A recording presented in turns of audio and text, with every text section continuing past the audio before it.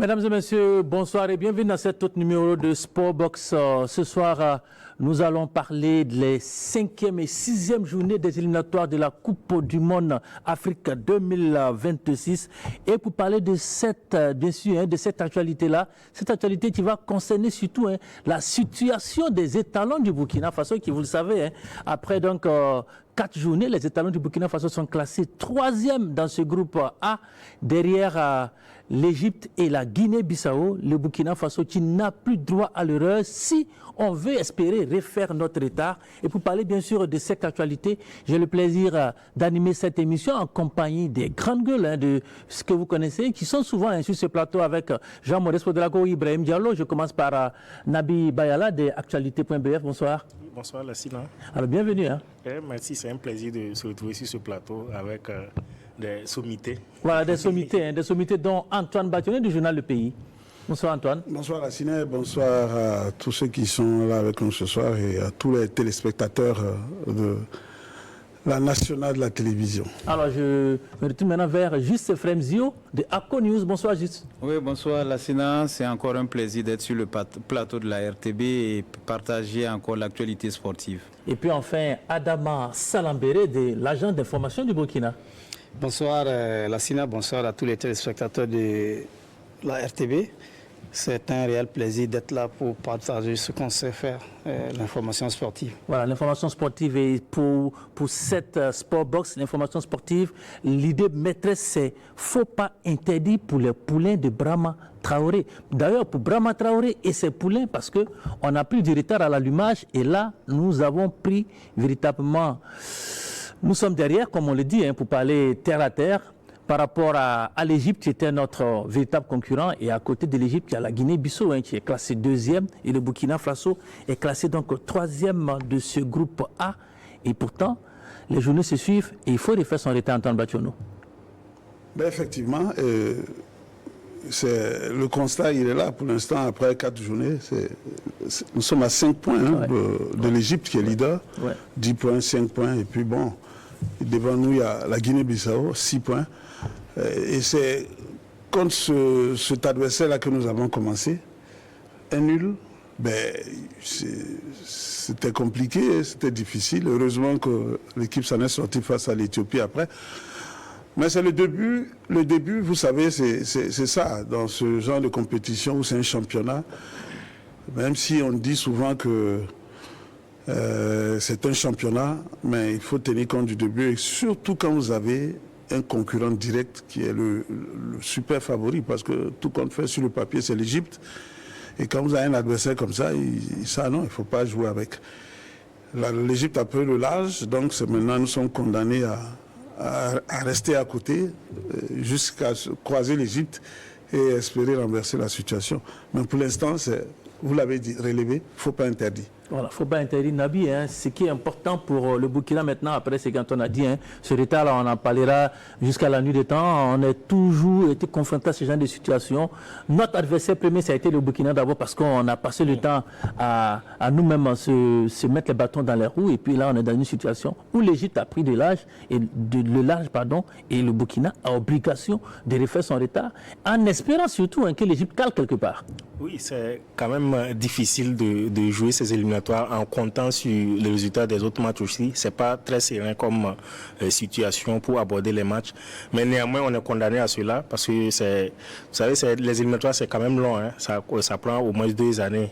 On a vu que nos matchs contre l'Égypte et la Sierra Leone sont tombés sur une période où l'équipe n'était pas ça. On a même perdu beaucoup de matchs en ce moment, ce qui a causé notre état. Mais bon, être derrière l'Égypte, pour moi, c'est pas tellement dramatique. Mais maintenant, c'est la 3e place parce qu'on a laissé filer des points contre la Guinée-Bissau et aussi contre la Sierra Leone, où on menait largement et on s'est fait rejoindre à la dernière minute. Il va falloir analyser tout ça et se concentrer maintenant. Il faut aller sur de nouvelles bases parce qu'on n'a plus droit à l'erreur. Même le capitaine l'a dit, on a vu et lors des entraînements qu'il faut faire carton plein. Je crois que si les joueurs sont conscients, ça veut dire que le staff aussi est conscient de la situation. Donc, il faut forcément mettre les moyens et tout ce qu'il faut pour déjà remporter ces 2 matchs-là. On a l'occasion de passer devant la Guinée-Bissau parce que ça, on sait qu'il y a la place de barragiste aussi qui peut être prise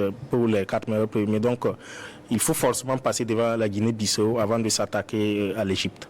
Zio, nous sommes dans une situation où, pour le moment, il faut, quand on se table ainsi, ce qui concerne le Burkina, objectif, les 6 points, il n'y a rien à faire. Oui, tout à fait. Je pense que si on a l'ambition d'aller à la Coupe du Monde, déjà, ça passe par ce match déjà du jeudi, avec, j'allais dire aussi pour du vendredi ouais. Et ensuite maintenant par le match de la 6e journée. Donc, obligation d'avoir les 6 points. Parce que dès l'instant où on a un faux pas, même un match nul au niveau du match des étalons n'arrangerait pas notre situation. Et on est obligé, et fort heureusement, on est conscient de cela, on est obligé de gagner le match, et bon, et Brahma en est conscient. Maintenant, espérons que les dieux du football seront avec nous pour nous permettre d'avoir les 6 points, parce que quelque part, ça ne sera vraiment pas une partie de plaisir, parce que si contre Djibouti, ça peut être une partie de plaisir. Moi, mon piège, c'est contre la Guinée-Bissau, parce qu'au match aller, cette équipe nous a posé énormément de problèmes, surtout sur l'impact physique. Et ma peur est encore que c'est une équipe qui perd très peu à domicile. Elle a même mené contre l'Égypte et ensuite elle a dû concéder le match nul. Et si nous devons faire une contre-performance contre la Guinée-Bissau, ça sera vraiment très regrettable pour le parcours des étalons, même si on sait qu'il va rester encore 4 matchs, mais ça va se compliquer par la suite. Adama, c'est vrai que juste se projette déjà sur le match contre la Guinée-Bissau, mais il y a d'abord Djibouti. Il y a d'abord Djibouti qui est le dernier de la classe de ce groupe A. Contre Djibouti, il n'y a rien à faire. Ce n'est pas imaginable qu'on perde contre cette équipe-là. Oui, bien sûr. Djibouti, c'est le petit poussé de notre groupe A. Mais il y a des matchs où il faut véritablement jouer avec les freins à main, parce que vous considérez une équipe comme une petite équipe, et à la surprise générale, cette équipe-là vient vous... Vous pensez qu'il faut jouer avec les freins à main contre Djibouti? Le frein à main, c'est la prudence. Ouais. Parce que contre la Sierra Leone, par exemple, on s'était dit que c'était 3 points gagnés. Mais à la fin, on a vu que c'est une équipe qui pouvait poser énormément de problèmes aux étalons. Et voilà, on sort avec un petit point récolté avec la Sierra Leone. Donc, ce qui fait que, pour moi, il faut aller avec beaucoup de prudence contre ces équipes-là, et juste aller prendre ces 3 points, parce que le match Égypte-Guinée-Bissau, ça va être véritablement un très beau match, parce que... Et on espère par exemple un match nul entre ces 2 équipes-là. C'est ce qu'on espère. si on gagne que ces 2 équipes-là font un match nul, le Burkina Faso aurait... se serait rapproché de 2 points quand même de l'Égypte, et ça va rester 3 points. Et on espère maintenant que notre confrontation avec l'Égypte, si on allait par exemple de jouer à Ouagadougou, ça allait être beaucoup plus facile de rattraper ces 3 points. Mais tout compte fait, il faut, toutes les équipes qui sont dans notre groupe-là, il faut jouer ces équipes-là avec beaucoup plus de prudence pour aller sereinement chercher 3 points. On n'a plus droit à l'erreur.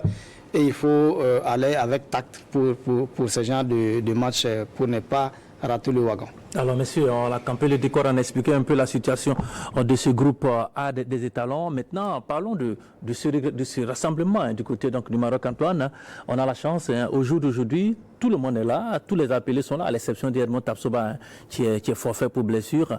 Le groupe, il est là, contrairement à ces première, deuxième journée où encore on était dans une situation un peu trouble là, on n'avait pas tout le monde. On a tout le monde maintenant, tout le monde est là, on a vu les discours, déjà entendu les discours de Bertrand, du sélectionneur, la motivation est là.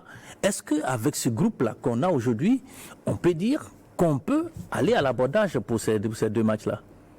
Oui, moi, je dirais sans crainte, au vu de la configuration actuelle.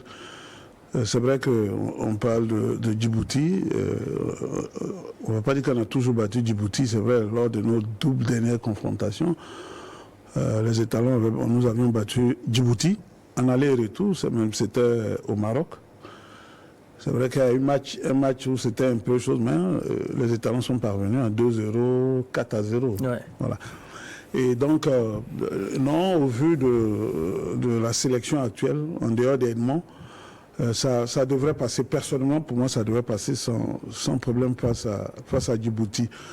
Moi, dans la compréhension des propos de Salambéré, quand il parlait de frère, il a dit avec prudence, c'est vrai, parce que 3 jours après, je crois, c'est le 24, on joue au Guinée-Bissau.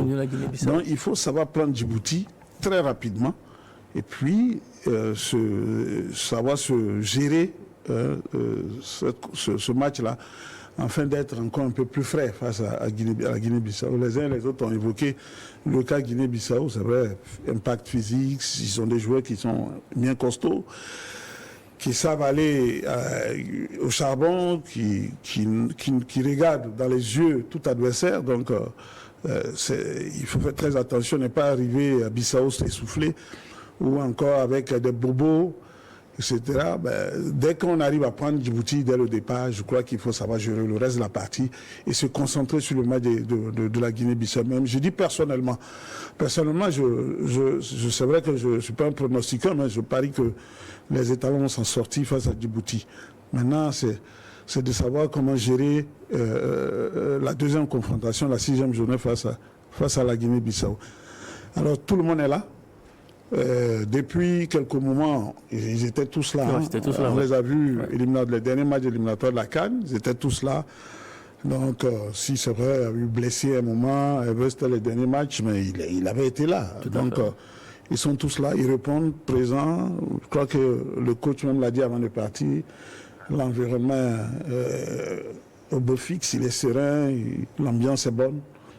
Donc, on peut dire qu'on retrouve nos étalons qu'on connaissait déjà. Ouais. Maintenant, c'est ce qu'ils vont présenter sur le terrain. Mais déjà, quand ils sont comme ça, avec les discours qu'on entend, on se dit que ça devrait pouvoir aller. Alors, moi, j'ai vu sur les réseaux sociaux, c'est sûr que vous l'avez vu, un concours de danse entre Bertrand et Dayo. C'est vrai, c'est des anciens. Je le dis parce que c'est des anciens, c'est des 4. C'est eux qui étaient au cœur de ce tourbillon-là qu'il y a eu ces derniers temps. C'est de bon augure pour le groupe. Oui, parce que dans le football, l'environnement est très important, hein, parce que quand on voit toutes les équipes qui gagnent, il y a très souvent cette harmonie-là, l'ambiance autour des joueurs. Ça permet de renforcer la solidarité même au niveau du terrain. Quand vous connaissez beaucoup en dehors du terrain, vous êtes prêt à vous sacrifier pour l'autre et aller tous en rang serré sur le terrain. Pour moi, l'environnement, ce n'est pas un problème. Peut-être au niveau de l'encadrement, le système à mettre en place, parce qu'un élément important aussi... Oui, on en parlera tout à l'heure, parce qu'il y a des joueurs, il y a des nouveaux qui sont là. Donc, on verra sinon, pour moi, l'environnement actuellement, par rapport au moment où on perdait nos 2 matchs, je crois que quand même, il y a beaucoup d'améliorations. On voit que les joueurs sont vraiment heureux de se retrouver en équipe nationale. Même s'il y a eu des retards, les gens sont venus quand même au bon moment, parce qu'on aura au moins 3 jours pour faire des entraînements. C'est quand même suffisant pour mettre quelque chose en place. Pour moi, tout est ouvert, hein, côté environnement pour ces 2 matchs-là. Alors, Zio, hein, c'est vrai, Edmond, il est absent, forfait, mais on a la chance, hein, pour parler comme Brahma, d'avoir Hervé, qui était à un moment donné annoncé indisponible, qui finalement était sur la feuille de match de Lens pour son dernier match et qui est avec les étalons au Maroc.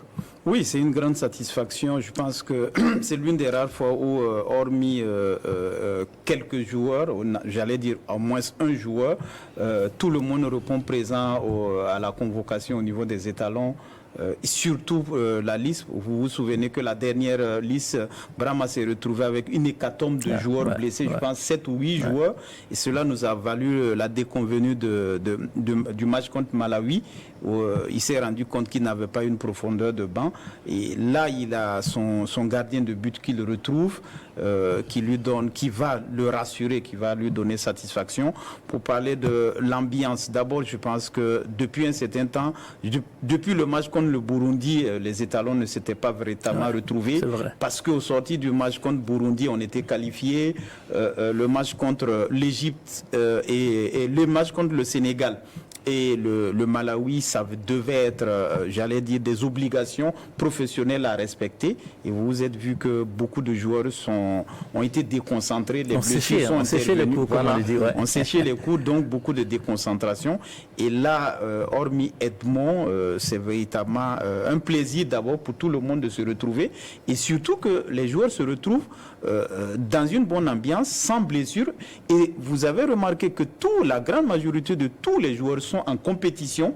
C'est l'une des rares fois où on a tous nos ténors qui sont titulaires ou plus ou moins qui ont des temps de jeu, et avec le néo-champion marocain, Dayo qui arrive, qui met l'ambiance dans le groupe. On a un entraîneur qui devient plus serein. Vous avez vu à la conférence de presse de l'annonce de sa liste où on a vu un Brahma plus apaisé et même tout en appelant à l'unisson avec les journalistes. On n'a pas senti de la polémique, on n'a pas senti une ambiance guéguerre avec les journalistes. Non, il est resté maître de lui-même. Il a reconnu que les débuts ont été difficiles, ont été balbutiants. Il y a eu l'épisode des brassards, il y a eu l'épisode des indisciplinés, tout ça, mais il a réussi au finish à mettre son vestiaire dans son dos, à avoir l'adhésion de son vestiaire, à avoir l'adhésion de ses joueurs. Et pour cela, et je pense que plusieurs fois sur les plateaux, on l'avait reconnu ici, il faut que l'entraîneur travaille à maîtriser son vestiaire. Tant qu'il ne maîtrisera pas son vestiaire, il n'aura pas les joueurs derrière lui, et tout de suite l'ambiance avec le vestiaire et la bonne relation avec l'entraîneur montre cette bonne ambiance. Maintenant, Djibouti, un match de football reste un match de football pour moi. Antoine l'a répété, on a battu Djibouti en aller-retour. Et aujourd'hui, en tout cas, les stats sont en faveur des étalons. Et aujourd'hui, avec l'effectif que le Burkina a, je pense qu'on doit pouvoir surmonter l'obstacle Djibouti sans vraiment aucune difficulté. Maintenant, comme je le disais, ma préoccupation sur le match contre... vous avez envie encore de vous projeter sur le match contre la Guinée? Je termine en disant que la gestion du match de la Guinée-Bissau doit se faire dans la gestion du match contre Djibouti. Pourquoi? Parce que pour moi, il faut tout de suite se donner des assurances en abordant le match contre Djibouti. Les étalons peuvent gagner le match, comme Antoine l'a dit, mais imaginez-vous que les étalons gagnent le match à la 89e minute avec 1-0. Je pense que nous sortons plus déstabilisés que rassurés par rapport à ça. Mathématiquement, nous aurons 3 points. Nuancer un peu les propos d'Adama Salvé qui parle de frein en main. Si le frein en main peut venir à la 80e minute, ça va. Mais si on peut aller très vite pour prendre des points, pour gagner, marquer, et gérer après, parce que ça donne la possibilité à l'entraîneur de faire un turnover et aussi de reposer des cadres. Parce que c'est sûr que l'entraîneur ira avec des cadres, il ira pratiquement avec son équipe titulaire. En tout cas, on en parlera, on verra un peu le classement possible que Brahma peut allier face à Djibouti. Adama, c'est vrai, on a parlé de l'absence de Edmond, mais il y a aussi l'absence de Sacha Bancé, qui fait partie de ces joueurs-là aujourd'hui, 4 de cette équipe-là, sur lesquels on compte. Et puis quand on sait qu'ils jouent au milieu de terrain, une zone toujours en chantier, on peut se dire qu'après Edmond, l'absence de Sacha Bancé peut être aussi préjudiciable. Même si pour Edmond, on peut se dire, on en parlera, il y a quand même des pièces de réchange à la hauteur qui peuvent suppléer. Oui, ces deux joueurs sont des joueurs majeurs au sein de l'équipe étalon. Mais il ne faut pas oublier également que, bon, il l'a dit, le Burkina Faso, aujourd'hui, peut faire 2 équipes. Ah ouais? Oui, le Burkina peut faire 2 équipes. Vous voulez parler comme Mamadou Sampo à son temps, hein? Donc, c'est pour dire que ces deux-là, au niveau de l'axe central de la défense où il n'y a pas Edmond, on a la chance que Giga, par exemple, qui monte en galon, là, qui peut le suppléer. On a Adama Nagalo qui Adamo Nagalo. Adamo Nagalo. C'est pas Adama comme vous. De toute façon, c'est mon nom. En tout cas, qui peut suppléer, c'est Edmond Tapsoba. Et du côté de Sacha Bansé également, nous avons des joueurs, en tout cas pétris de talent, qui peuvent également... Vous pouvez les citer aussi, comme vous l'avez fait pour la défense centrale? Oui, le joueur de Ajaccio, comment il s'appelle encore Ajaccio, c'était un latéral gauche, hein? Hassan Kouassi. Mouloudia. Vous parlez de Mohamed Zoungrana.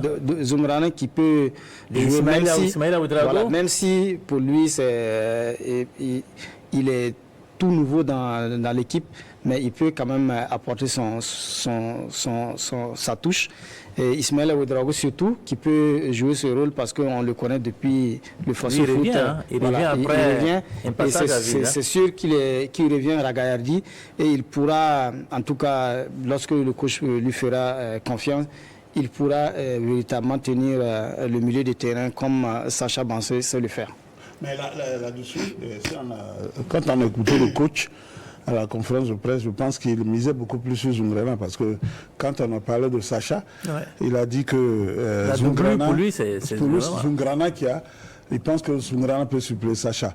Donc tout de suite dans sa façon dans son analyse. Sauf si les entraînements prouvent le contraire. Voilà, pour le contraire. Moi à l'écouter, je pense qu'il aura peut-être Zoungrana. C'est vrai que Ismaïla revient, mais dans le profil, la façon de jouer et ce qu'on demande, c'est vrai, pour avoir vu Zoungrana jouer, je pense qu'il peut faire l'affaire, mais maintenant, on attend de voir ce qui s'est passé en temps et puis avant de voir maintenant le jour du match. Non, je pense aussi que pour l'entraîneur, d'abord le milieu de terrain reste un chantier pour lui parce que l'une des grandes difficultés depuis que Brahma est arrivé, c'est le milieu de terrain. La seule certitude, c'est qu'on avait Sacha. Voilà. Maintenant, Sacha était absent. De temps en temps, on a eu Sédou Sempori qui a fait des entrées, qui nous a rassurés. Mais Sédou Semporo aussi est resté limité. N'Golo Kanté, Ismaïla Ouedraogo est resté limité.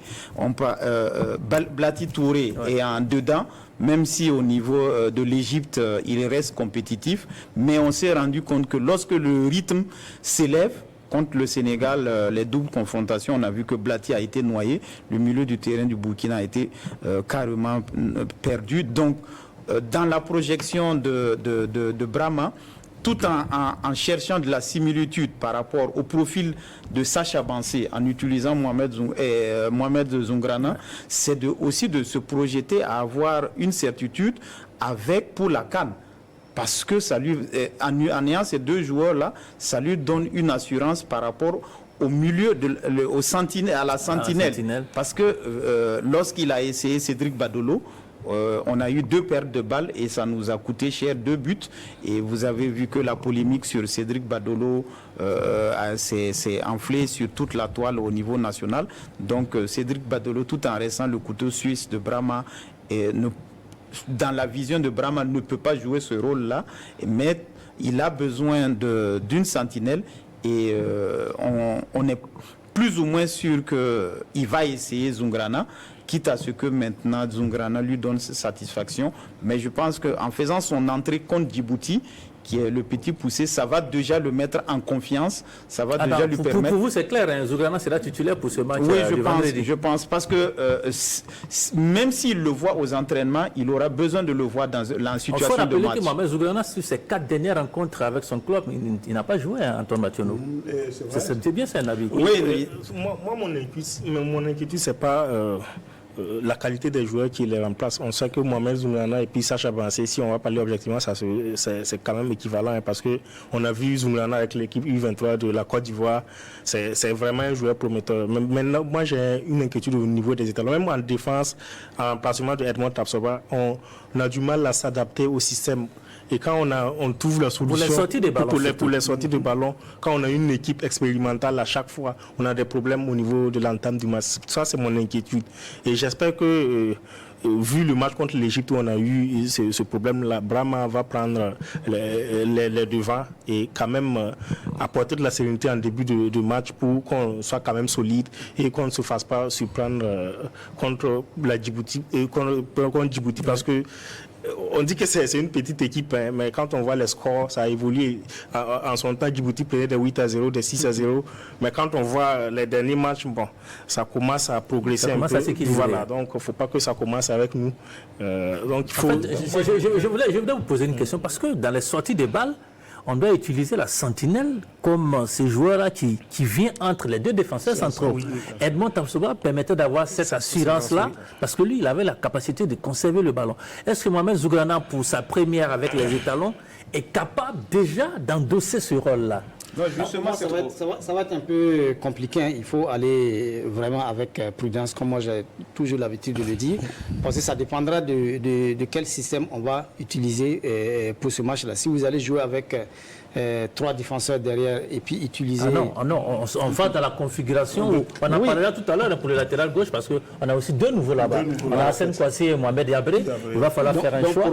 Pour moi, il faut démarrer avec ceux-là qui les habitués pour véritablement rassurer les gens au lieu de peut-être jeter un... Vous n'êtes pas pour les habitués, vous n'êtes pas pour la force. Moi, je parle par exemple avec Ismaël Ouedraogo qui pourra... Tu es un habitué? Il y a longtemps qu'il n'est pas venu.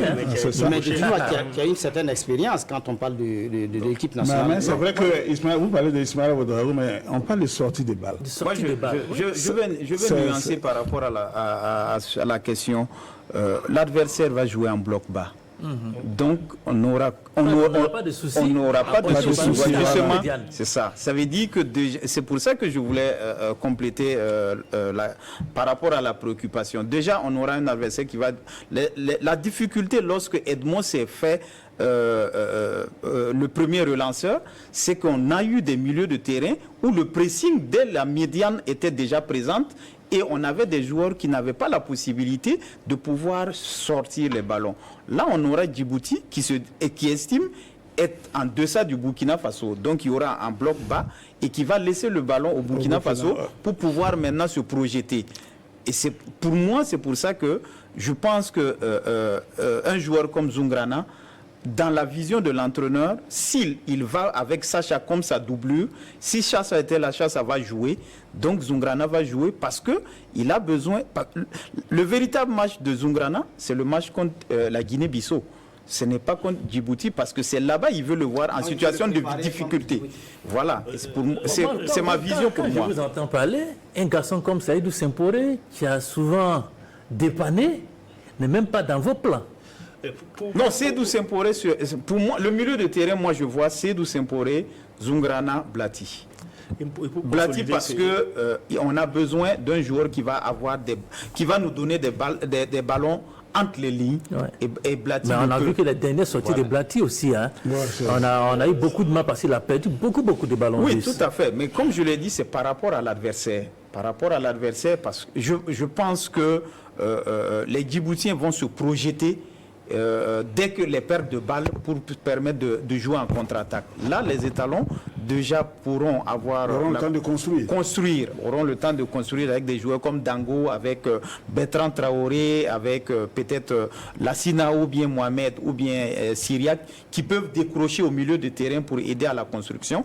Mais pour ce qui est de la construction et du métronome au milieu de terrain, un joueur comme Blati serait très intéressant parce qu'il peut toucher les joueurs entre les lignes et naturellement laisser Zougrana pour faire s'habituer, s'acclimater à l'environnement des étalons et Seydou Semporé qui n'a pas véritablement convaincu mais qui n'a jamais déçu par rapport à un joueur comme Ismaïla Ouedraogo. Donc, voici pour moi un peu la configuration du milieu de terrain. Oui, pour moi, quoi qu'on dise, les joueurs, les nouveaux joueurs devront jouer, même s'il faut trouver des solutions pour... C'est une obligation. Parce qu'ils viennent à des postes où on avait vraiment des déficits. Quand on voit même au poste de latéral gauche, quand on pose Kouassi, on voit ce qu'il fait en club, c'est évident qu'il puisse prendre ses marques déjà. Et au milieu, c'est comme vous l'avez dit dès l'entame, le milieu c'est le chantier.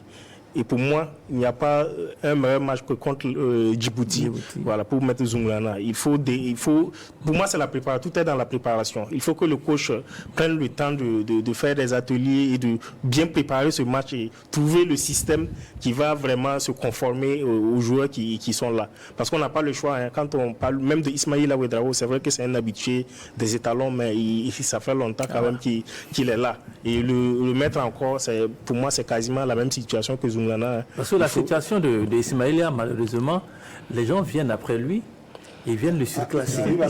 Ils arrivent à s'imposer et lui, il traîne encore les passes. Sacha Bansé est arrivé après Ismaïla. Mais Sacha Bansé, il fait partie des cadres de ce milieu de terrain-là. Aujourd'hui, qu'on regrette pour sa blessure. Je pense que Ismaïla, j'ai l'impression que finalement, il n'arrive pas à se retrouver sur ce milieu de terrain. Sentinelle, milieu relayeur, quel type de milieu. Et finalement, il tourne. Mais il n'arrive pas à se positionner réellement. Ça fait qu'à un moment, il se perd dans les matchs. On ne le retrouve pas. Et donc, il porte un surnom qui n'arrive même pas à incarner. Oui, je crois que c'est ce qui fait un peu des insuffisances à son niveau. Sinon, il aurait pu. Il y a eu des périodes où il aurait dû saisir ses opportunités-là et puis pouvoir s'imposer, parce que Sacha, lui, il est arrivé à s'imposer. Les uns et les autres ont parlé de Zoungrana. Moi, je suis d'avis, Zoungrana devrait pouvoir commencer, parce que c'est Djibouti, c'est vrai. Et vu par rapport à son vécu aussi, les matchs qu'on a vus de ce garçon, et par rapport au niveau qu'il a, il devrait pouvoir s'imposer quand même. Mais c'est dans la préparation aussi. Et ça aussi, c'est le staff. Parce que le joueur, il sait qu'il est attendu. Depuis longtemps, il avait commencé à la Côte d'Ivoire, il a joué le CHAN. Et tout ça, il a été décisif avant d'aller en Égypte avec la SEC, avant d'aller en Algérie. Il a été décisif les derniers matchs de la SEC. Un remplaçant milieu de terrain qui était buteur finalement en Ligue des Champions, phase de poule. C'est lui qui était le buteur de la SEC et c'est là qu'il est parti au Mouloudia. Donc il y a tout ça qui compte et lui aussi, le sachant mentalement, dans l'environnement, on a évoqué l'environnement, si tout est bien préparé, je crois qu'il doit pouvoir se sentir partie prenante et se dire que, bon, pas vouloir aller au-delà de ce qu'il sait faire, mais jouer juste. C'est ce que je dis tout le temps à certains, il faut jouer juste. Ouais. Vous savez, dès que vous jouez juste, bien, ce qu'on vous demande, sans fioriture, sans ce qu'on dit souvent, des rajouts inutiles et tout ça, mais vous allez arriver à vous imposer. Et le football ne demande que ça. Et surtout dans ce rôle-là, où vous l'avez relevé ici, 2 pertes de balles de Cédric, on sait ce que ça nous a coûté. Il y a des moments, quand ça... Et Blati, des fois, vous parlez de faire passer le ballon entre les lignes et tout ça, pour voir... Mais attends, dès que vous perdez le ballon face à des adversaires coriaces, hein, ça c'est Djibouti, c'est vrai. Ouais. Mais quand vous jouez des adversaires d'un certain niveau, à la récupération, mais vous êtes battu. Donc, il faut faire très attention et déjà faire confiance en ces joueurs-là. Pour dire que ce n'est pas parce que c'est Djibouti qu'on va mettre un nouveau venu, mais c'est des nouveaux venus quand même qui ont du répondant. Moi, je voulais vous poser une question sur ce plan-là. La notion de cadre. Parce qu'aujourd'hui, un monsieur comme Blati est un cadre. Oui. Mais quand on regarde son abattage, on sent qu'il y a des manquements. Il y a des manquements. Est-ce que parce qu'il est cadre, il doit être titulaire, ou est-ce qu'on doit pouvoir faire la place à des personnes qui arrivent et qui ont envie de montrer? Blati, vu ces derniers matchs, il n'a pas toujours été titulaire. Hein. Il peut être un cadre dans les vestiaires, il peut encadrer les jeunes. C'est vrai qu'il n'arrive plus. Voilà, mais à un certain moment, la réalité il faut nuancer parce que Blati est arrivé blessé. Ces derniers matchs, Blati n'a pas joué, pas parce qu'il était en méforme, mais parce qu'il était officiellement déclaré blessé. Les 2 derniers matchs en éliminatoire de la CAN, il était officiellement blessé. Oui, il était dans le regroupement pas blessé. Léon, il est entré en deuxième mi-temps pratiquement. Ça n'a pas été. Donc, Blati, le problème de Blati, il y a certes la blessure, mais il est inconstant dans son club.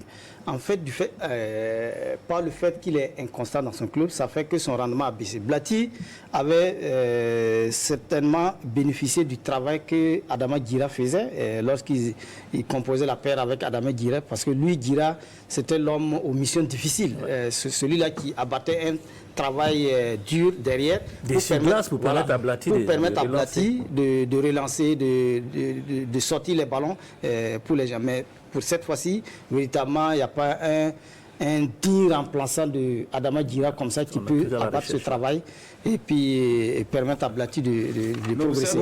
Messieurs, moi je voudrais qu'on avance dans les échanges pour parler maintenant de la configuration qu'on peut avoir. C'est vrai qu'on est tous unanimes que Hervé Kofi, s'il est là, il est titulaire. On a dit qu'Edmond n'est pas là. Il y a Issoufou Dayo, le nouveau champion du Maroc. Mais qui accompagne Dayo? On sait qu'Issa Kaboré, c'est quasiment sûr. Et à côté aussi, le latéral gauche, on a deux nouveaux. On a Yabré et on a Kouassi qui arrive. Qui est-ce qu'on met à côté de Dayo et qui est-ce qu'on met comme latéral gauche? Je pense que Kouassi, pour ce qui montre à Ajaccio. Voilà, déjà. Et puis, c'est vrai, on ne va pas sous-estimer Yabré, qui a du talent. Mais pour ce que l'autre montre, c'est déjà quelque chose. Maintenant, on va parler vous ne l'avez pas dit, mais c'est l'axe, l'axe central qui accompagne Dayo. Bon, pour ces derniers temps, je pense qu'il faut qu'on fasse confiance à... On a Djiga de Wolverhampton, on a Adamo Nagalo de PSV Eindhoven, on a Steve Yago. Oui. Djiga a changé de dimension.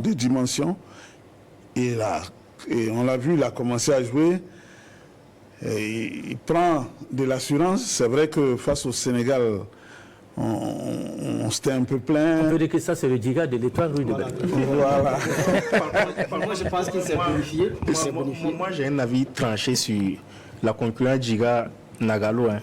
Peut-être Nagalo arrive avec un de retour de blessure, c'est qui peut peut-être jouer à la faveur de Djiga. Mais pour moi, en équipe nationale, Nagalo a toujours mieux répondu présent lorsqu'on l'a fait appel. Que ce soit avec c'est quand même la Ligue des Champions. Oui, mais c'est vrai que la Première Ligue, c'est quand même prestigieux. Quand un joueur arrive à signer comme ça, on a vu tout ce qui a accompagné sa signature. C'est vrai, il a changé de dimension.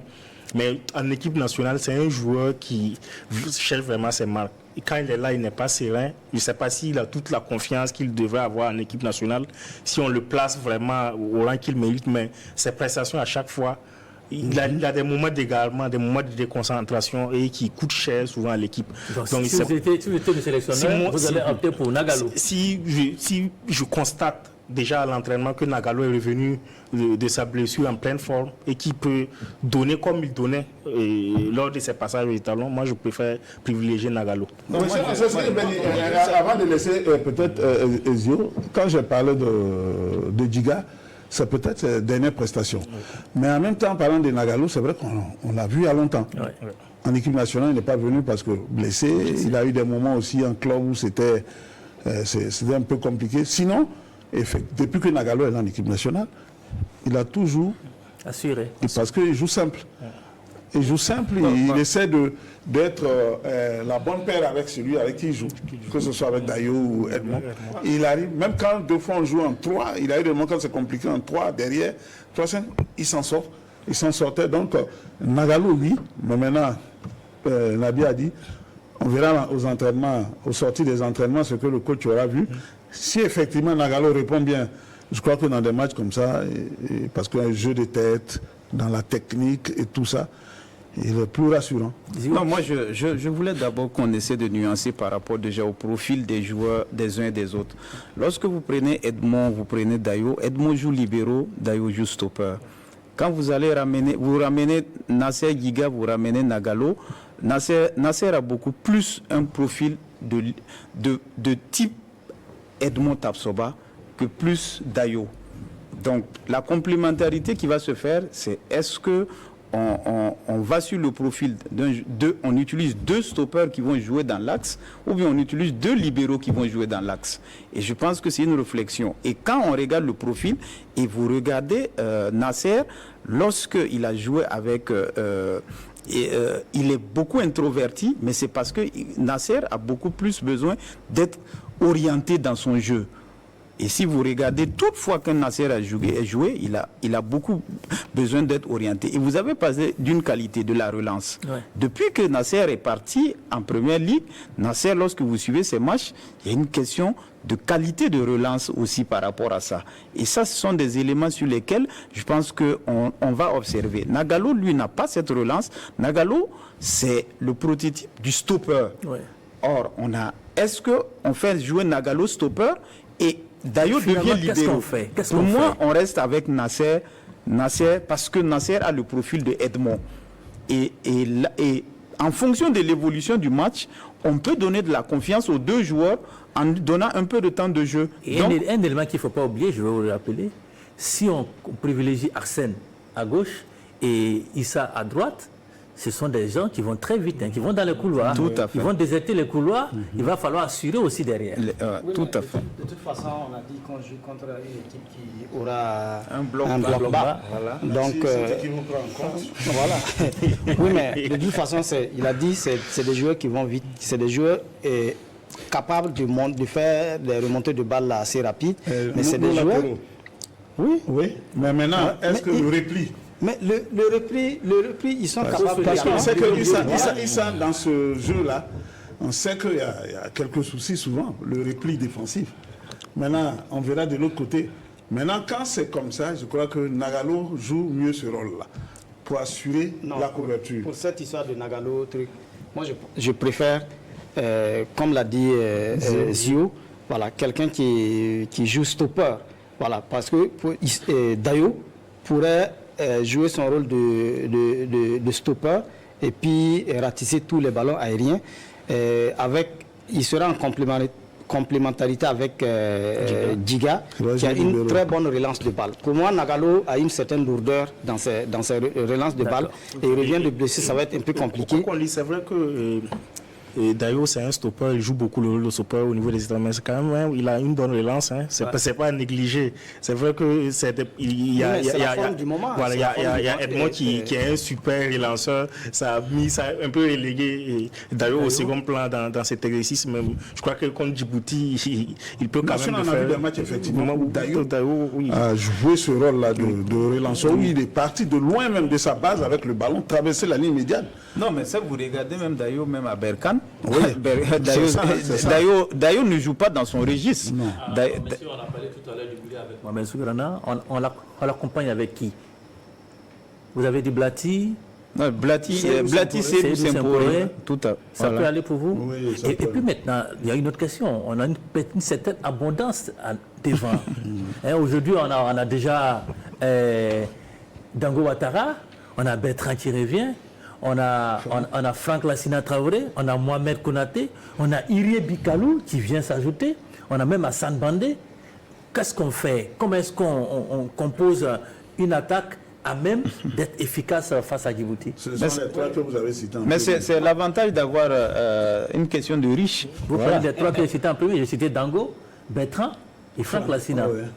Je pense que ce trio-là, pour commencer face à Djibouti, on va faire notre affaire. Quand vous faites dans cette composition, vous mettez Dango sur le côté. Oui. C'est ça? Oui. Alors que certains, je ne sais pas si vous êtes d'accord avec moi, certains ont commencé à penser à avoir Dango. Avant ça. Mais là, quand vous voyez Dango dans son équipe, il a les fourmis dans les jambes actuellement parce qu'il a changé de position. Il est maintenant devant l'axe. Il est dans l'axe, il est avant-centre. Par rapport à quand on le mettait sur le côté.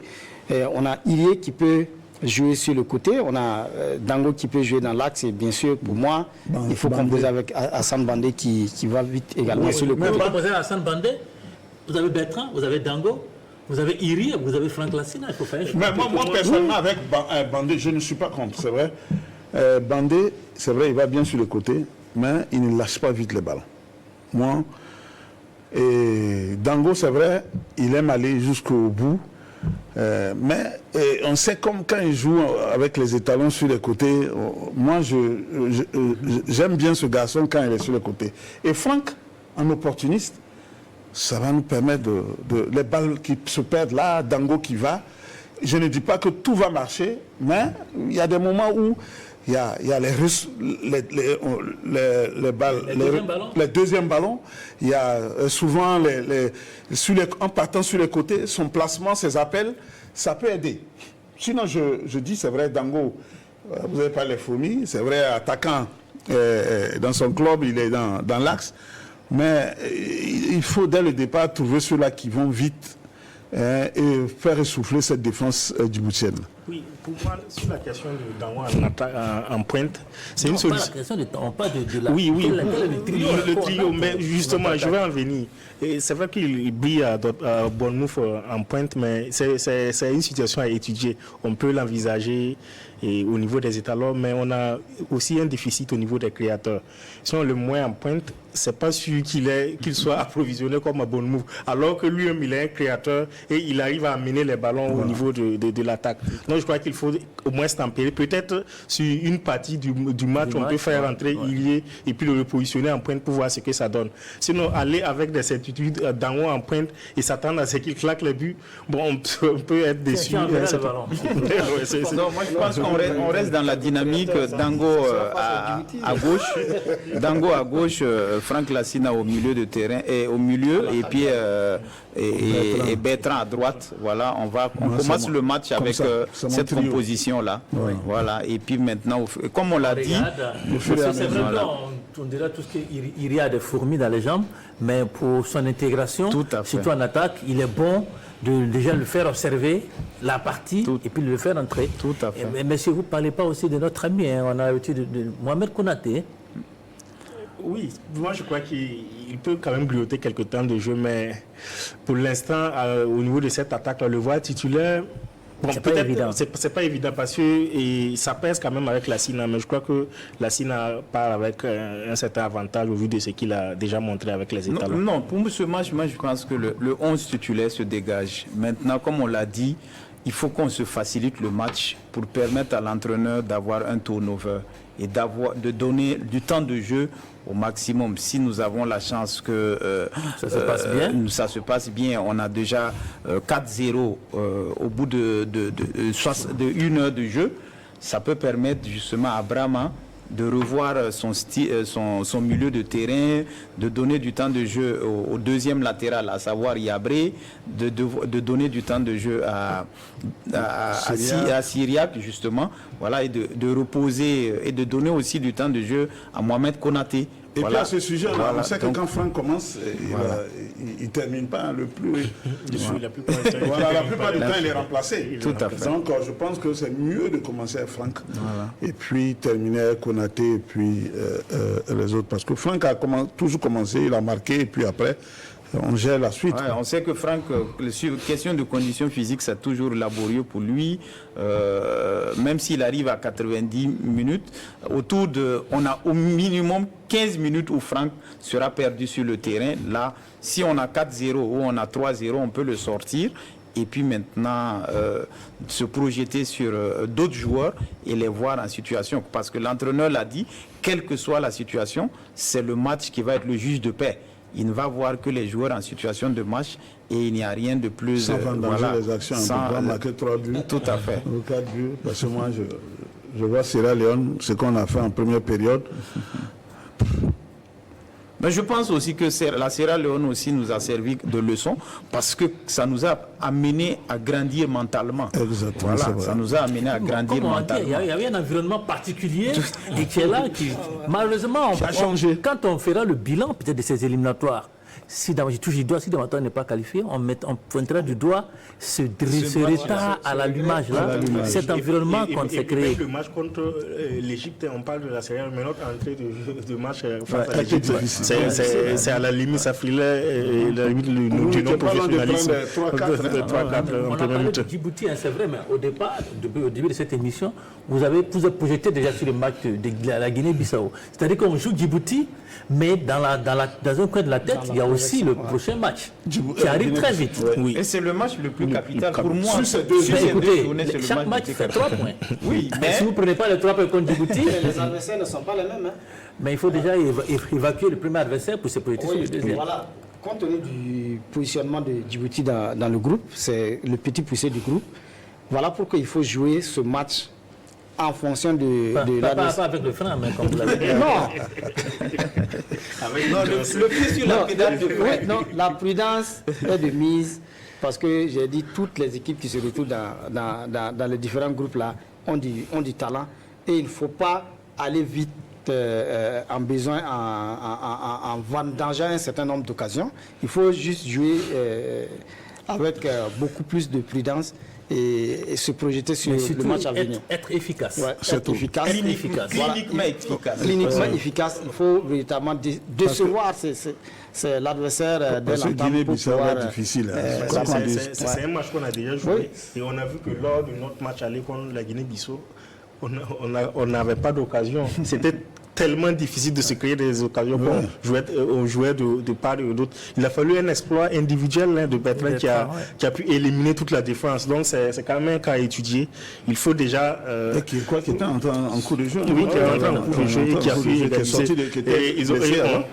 Et on voit qu'il y a un joueur aussi ils ont un attaquant qui est quand même le mien, Mouma Baldé, qui est très costaud et technique. Et qui a joué la Ligue des Champions avec Brest cette année. Et à l'aller, il a marqué contre nous. Donc il faut aussi être solide derrière et pouvoir aussi faire des actions d'éclat en haut. Donc je crois que le staff est conscient. Le staff est conscient, mais moi je suis confiant, oui, mais je sais que pour les nouveaux, par exemple, il n'y a pas meilleur scénario pour s'intégrer que d'avoir un match avec un petit poussé pour commencer. Oui. Même si on ne joue pas, si on arrive à engranger les 3 points, psychologiquement, la confiance s'installe et on part à Bissau avec beaucoup plus de sérénité. On va avec des certitudes, on va avec moins de pression parce que vous savez que dès qu'au niveau de l'influx nerveux, lorsqu'on arrive un peu sous pression, comme je l'ai dit, avec un match nul ou bien avec une victoire au raccro, on n'arrive pas serein. Et surtout aussi qu'on aura le résultat aussi de cette équipe qui aura joué. Donc voilà, et si elle arrive, elle fait un exploit, peut-être 1-1 à l'aller, mais si peut-être que Djibouti prend, la Guinée-Bissau prend une raclée contre l'Égypte, voilà, elle peut arriver aussi avec un autre état d'esprit, un autre mental, et c'est aux étalons maintenant de relever aussi le défi. Mais je pense que surtout, moi, ma crainte pour ce match, c'est surtout l'impact physique. Vous parlez de Guinée-Bissau. Oui, tout à fait, de Guinée-Bissau. C'est le scénario qui vous arrange si la Guinée-Bissau prend une raclée. Mais l'autre scénario, si la Guinée-Bissau bat l'Égypte, elle consolide sa deuxième place et elle aura envie, encore de bousculer. Pour moi, quel qu'en soit le scénario, on sait que la Guinée-Bissau, quoi qu'on dise, la Guinée-Bissau va beaucoup plus jouer pour la place de barragiste que la deuxième place, qui peut même si la Guinée-Bissau bat l'Égypte. Non, oui, la Guinée-Bissau peut battre l'Égypte, mais je contextualise les choses au vu des forces qui sont présentes dans cette poule. On sait déjà que l'Égypte est super favorite et nous on devrait normalement poursuivre l'Égypte, mais déjà il faut en terminer avec cette équipe de la Guinée-Bissau. Quel qu'en soit son résultat contre l'Égypte, si on arrive à battre le Djibouti et aussi battre la Guinée-Bissau, ça serait déjà un adversaire de moins et on pourrait se rassurer au niveau de la deuxième place qui pourra peut-être nous donner droit au barrage. Je suis d'avis avec lui parce que aujourd'hui il y a une bagarre à 3 entre griffes. L'Égypte, la Guinée-Bissau et le Burkina. Il faut éliminer la Guinée-Bissau qui est comme un intrus dans la configuration qu'on s'était faite lors du tirage au sort. On s'était dit les deux favoris, c'est l'Égypte, et puis derrière, il y a le Burkina qui est capable de passer au sprint. Et c'est cette mauvaise analyse qui nous a valu le match aller où nous avons énormément souffert. Parce que quand vous regardez au match aller, les étalons ont été royalement dominés, royalement mangés, entre guillemets, comme on aime le dire, parce que la première occasion de l'équipe adverse, c'était immédiatement le but et les étalons ne se retrouvaient pas. Et l'impact physique a fait que c'était encore une autre difficulté. Et si on considère que le match se jouait à Ouaga, parce que c'est les étalons qui recevaient, maintenant que le match se joue à l'extérieur, ça va être doublement plus compliqué pour les étalons. Donc il faut... En termes de compétition, parce que ce qui a compliqué un peu la situation, c'est parce que nous avions démarré la compétition avec beaucoup d'incertitudes au niveau de l'équipe. Parce que les étalons venaient d'être éliminés de la CAN en 8e de finale et venaient d'avoir un nouvel entraîneur qui est venu avec une liste de joueurs convoqués où il y avait le problème. Non, on ne reviendra pas. On avait déjà joué Guinée-Bissau. On ne reviendra pas. Oui, ça c'était avant la CAN. Après la CAN, c'était l'Égypte et Sierra Leone. On avait joué Guinée-Bissau, Éthiopie avant d'aller à la CAN. Et même en cette période, il y avait... On a joué avec des luttes. On avait une lutte qui était un peu contestée. Bon, pour vous dire un peu de ce qui était de l'environnement des étalons en ce moment.